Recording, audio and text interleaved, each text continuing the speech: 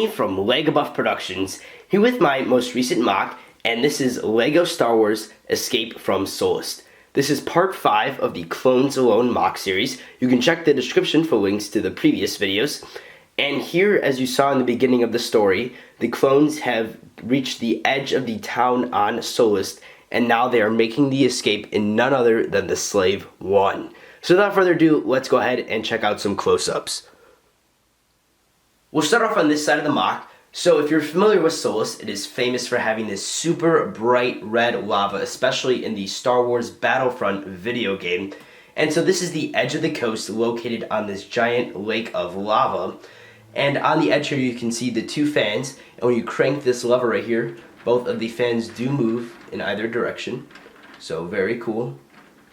And you can see behind them there are vents which the air is sucked into, and that will be eventually converted to power. Above here is a power plant. We'll check that out now.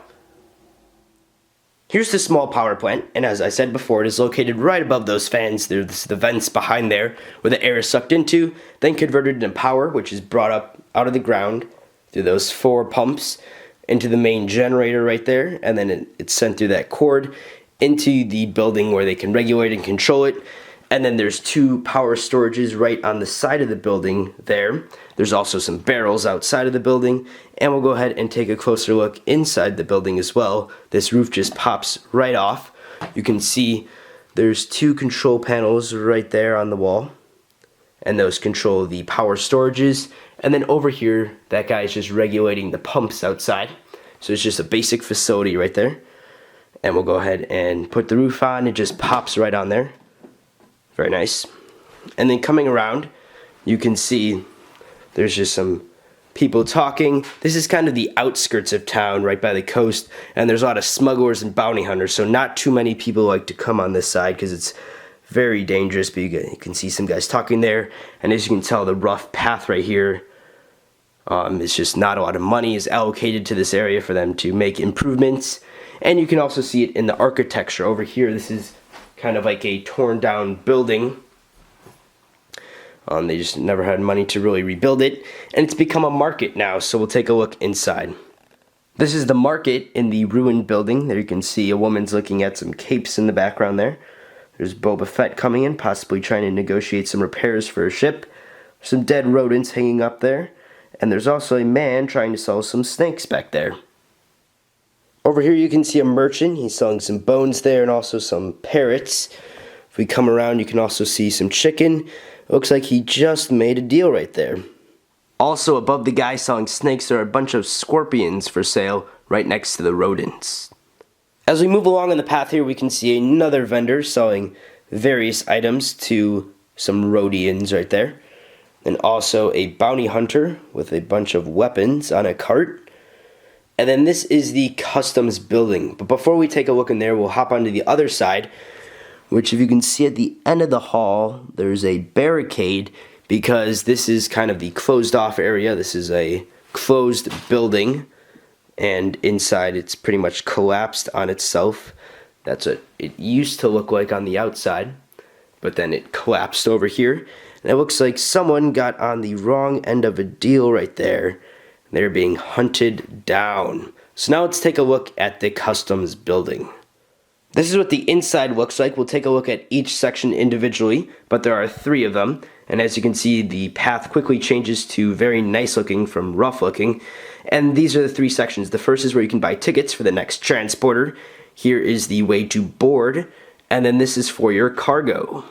So as I mentioned, the first area is this ticket window right here, and there's a droid on the other side I'll show you in a little bit. And then there's that little opening right there where you can slide your money in and purchase some tickets to go on a transporter.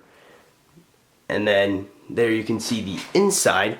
That's where we have a droid manning the computer right there where you can purchase your tickets from. And then coming over here, the next 2 areas are for when you board a ship. And I'll just take this off first. The first area you just walk through to get on. There's a little security camera right here. You can see that right there. And then this area is for your cargo to go through. We'll take a look from the other side in just a little bit.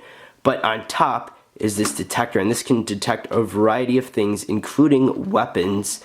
And you are allowed to bring weapons onto your ship if you bought them here, but you're not allowed to carry them through or use them, obviously, against someone. So this detects that. You can see it has a special detector on it on both sides, and it is on rails. So it just sits on top there, and then basically one person will walk through here, and then your cargo will go through there. They're normally 2 security droids, but they're outside firing at the clones right now. But as it goes, as you walk and as the cargo moves down, this also rolls with you, just detecting, make sure you're not carrying anything illegal, that sort of thing. And then when the other roof is on, it will stop right here. So there you can see a clean shot right through there. And as I said, when you walk in, you know, this metal detector thing follows you. And then if your cargo is okay, this door right here will slide right open, just like that. And then if not, it will remain locked if you have illegal goods in there. And then the droids will come and arrest you. That just slides back down then. Now we'll take a look at the landing pad. You can see there's a nice little walkway from the customs building to the landing pad, and the landing pad is pretty large enough to fit the entire Slave 1 pretty comfortably on here. Just fits nice and easily right there. You can also see that there's a small communications device in case you're in distress right on the edge of the landing pad. Now just giving an overview, you can see there's these really nice guardrails that surround the entire city on the border here, so that no one falls into the lava or tries to escape. And on either end of them are these really nice turrets that they do also rotate. And there you can see how it looks when it rotates, and they fire at any enemy ships or ships trying to escape, such as the clones on the Slave 1. Thanks for watching. If you want to find out what happens next, tune in next week to Clone Productions channel for the next episode of Clones Alone. Have a great day.